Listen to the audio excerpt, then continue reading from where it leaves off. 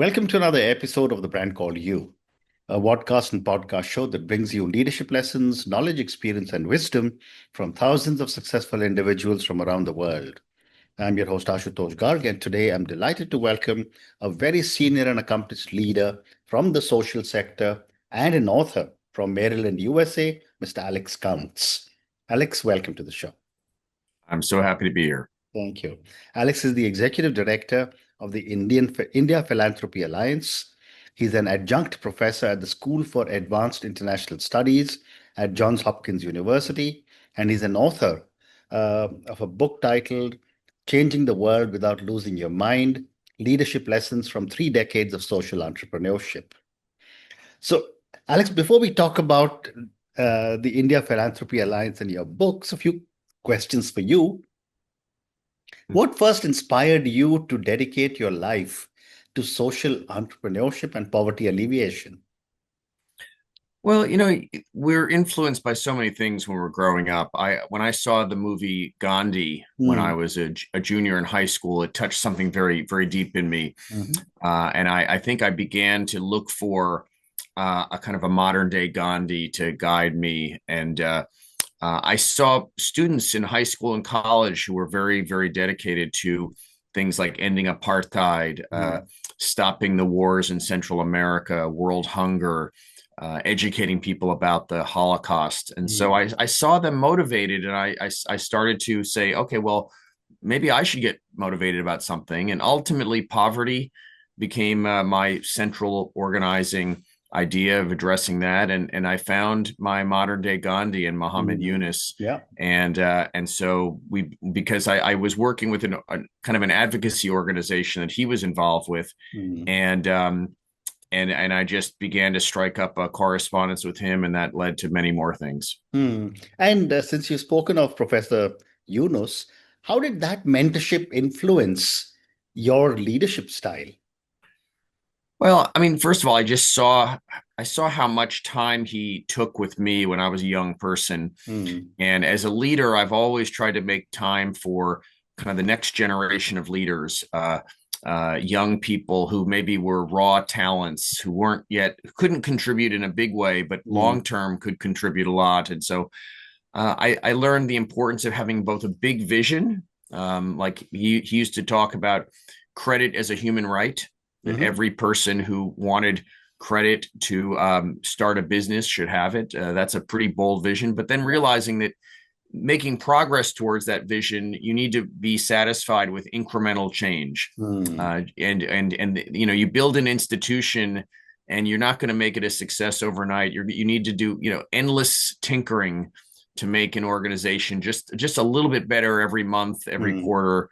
And I learned the importance of taking unpopular stands on principle, and embracing the trouble that comes with trying to bring big change. He once said to me, I asked him, how do you keep your calm when things get so difficult? And he said, well, Alex, a captain of a ship can't show his skill on calm waters. I always thought of that to embrace those challenging moments, that's where you can really show what you can do. Yeah, very powerful words. Alex, you also transitioned from being a frontline leader to advisory and mentoring roles. How has your approach to service evolved over time?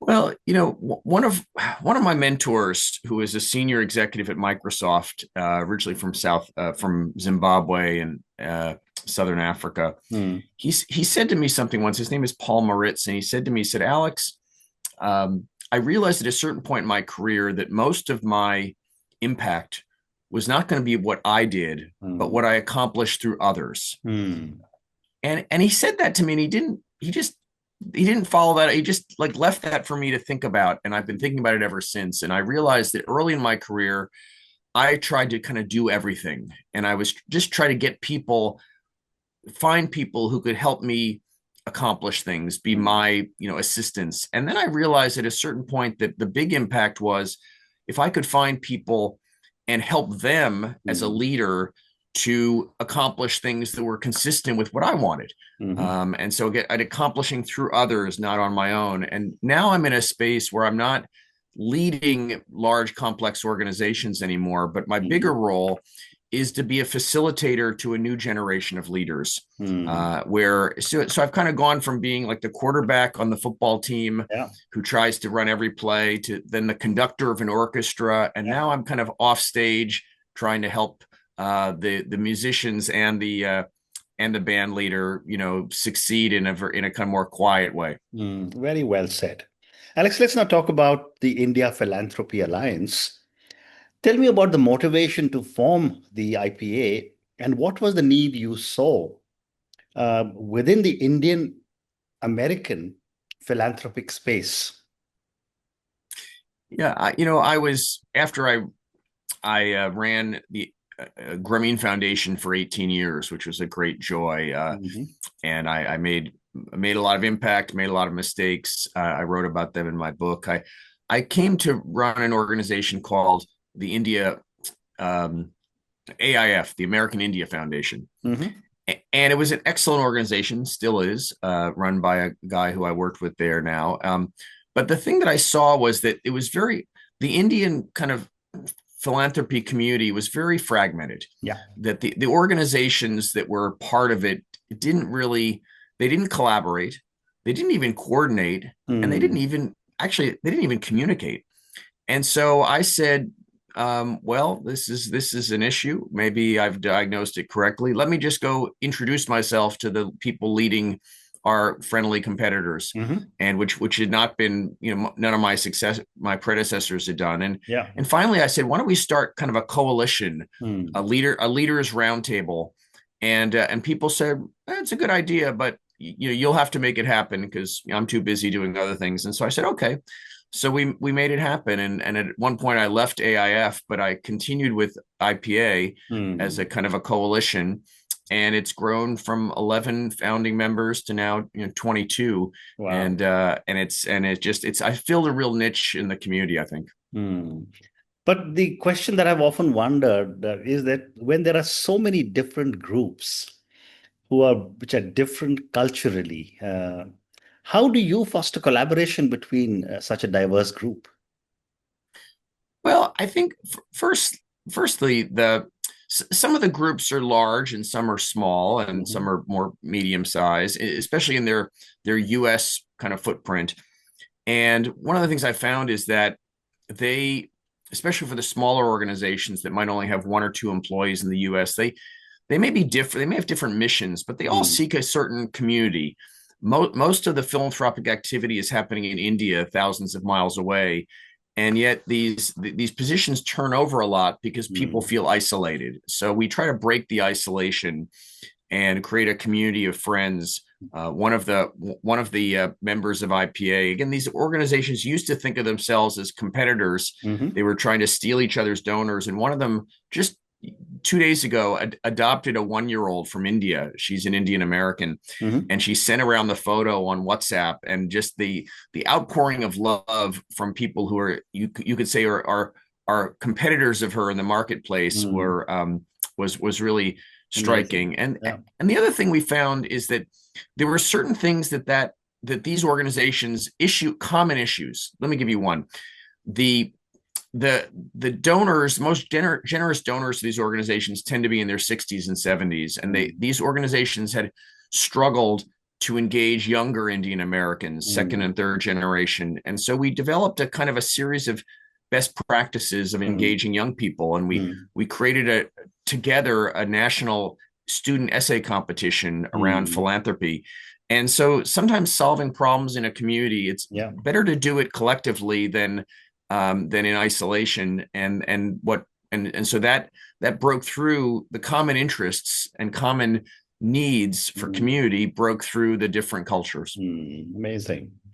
And tell me, how does IPA help bridge the gap between Indian Americans who want to give and organizations that need support?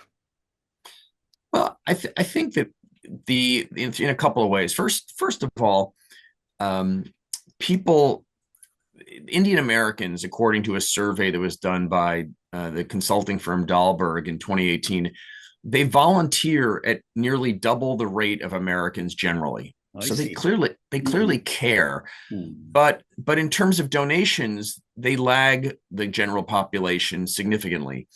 So that they haven't quite embraced American style philanthropy, Yeah. even though volunteerism they participate in. So we try to educate donors that actually people who give more money to charity, and there's scientific research to back this up, they're happier, they're healthier, and they're actually more successful in their Mm. professional and business work than people who don't give or give Mm. less. Mm. So we're trying to say that philanthropy is actually good for you, Mm. and that second of all, that some of the, I mean, I've worked in Latin America, I've worked in Africa, I've worked in Southeast Asia, I've worked in other South Asian countries.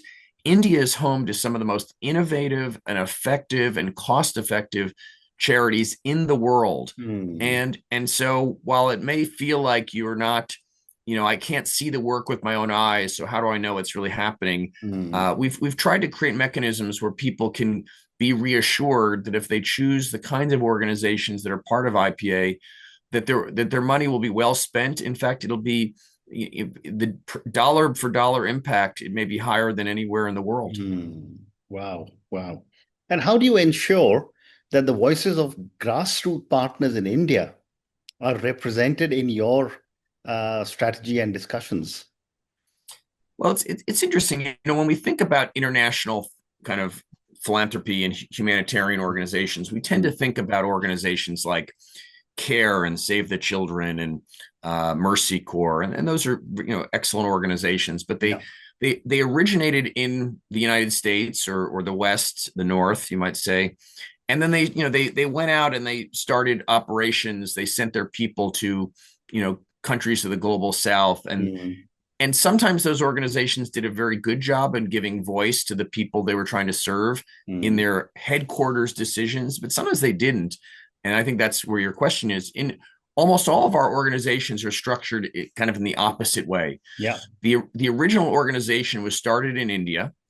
It's led by an Indian, CEO and board and team, and then they later decided that they wanted to create a kind of a fundraising and constituency building arm in the U.S. Mm-hmm.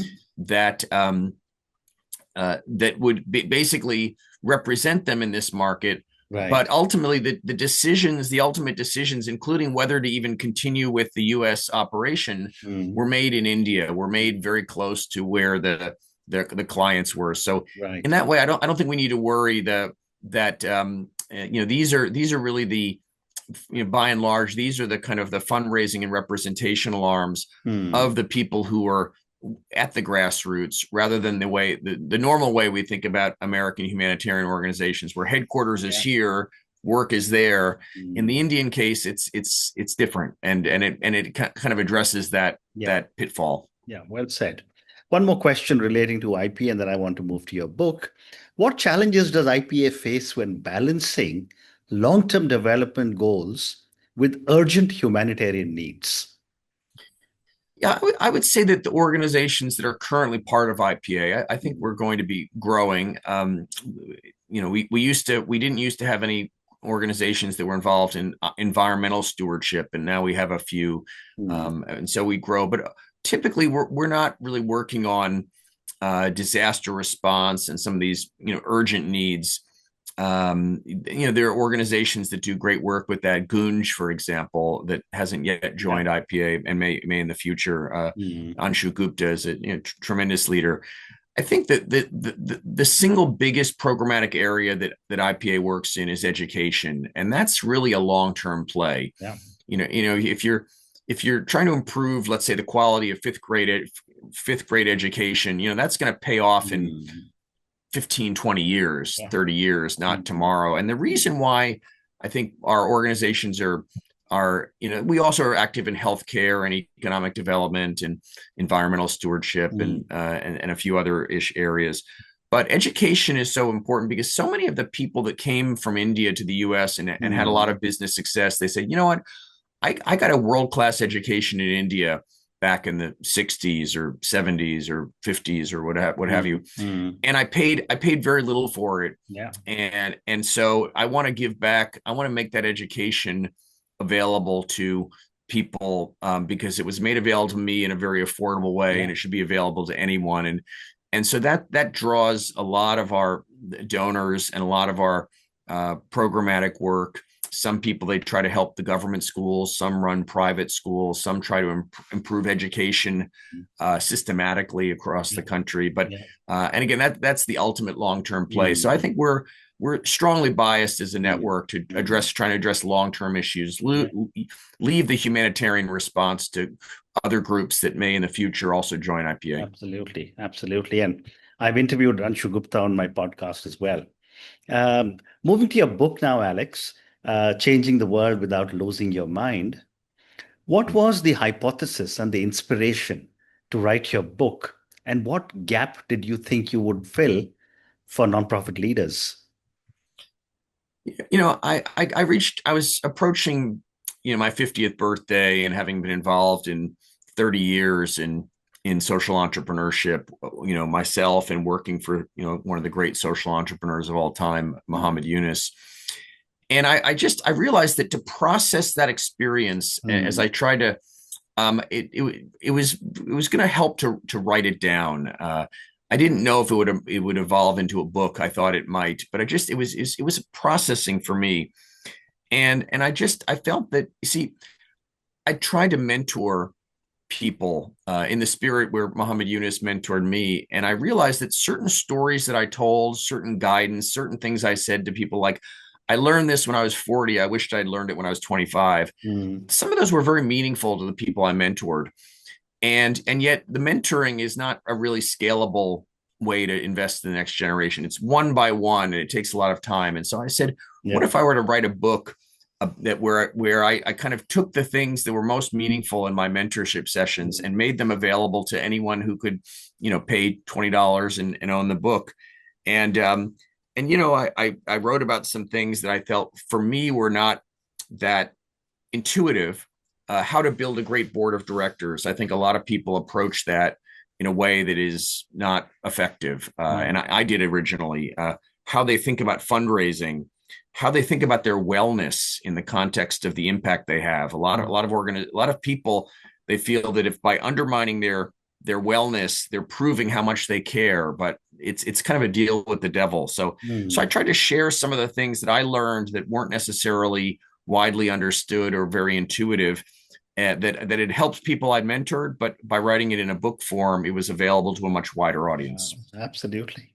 And based on all the work that you've done, what are the three most common mistakes you have seen nonprofit leaders make, and how can these be avoided? Yeah, I think that first is just the way a lot of nonprofit leaders think about fundraising is very disempowering. They think of it as a necessary evil. They think of it as something to delegate.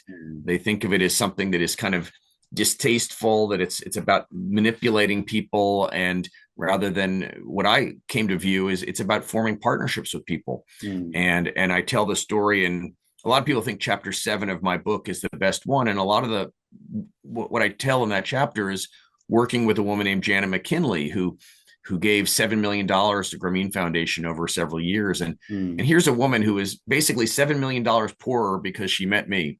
But she feels so good about the impact she had. And when I showed her that chapter, she was so happy about it. She said, wow, we did some great work together. So I think people think about fundraising as something they'd like to avoid, delegate. I learned to love it. The second thing is, I think a lot of nonprofit leaders, they try to hide their mistakes, both the ones they make as professionals and leaders and ones they make as organizations. I find mistakes, if you use them to learn, if you use them to build trust with a donor or with a colleague, as long as you don't repeat them, as long as you learn from them, I felt that I developed a management mantra, which sounds really weird, which is, and you may have seen in the book, is that people know you reward success, but I learned that it was actually important at times to reward failure, and not, rather than punish failure. And then the third mistake I see a lot of nonprofit leaders make is they feel that it's almost a badge of honor, like to abuse themselves. They say, I haven't seen my wife in 10 days. Well, I haven't seen my wife in 15 days. I haven't seen my wife in 2 months. And so it proves how much you care, but it begins the topic of a lot of conversations that people have,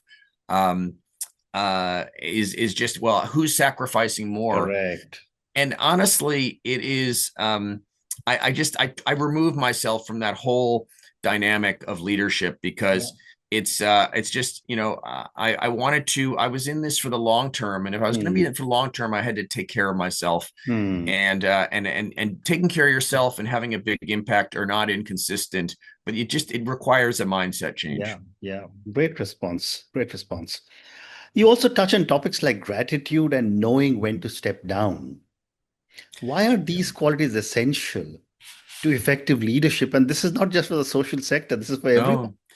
Well, and one of the things I've heard from many people who've read my book is that it's 90% of it is applicable to other disciplines, not just to, if you're running a international nonprofit or any nonprofit.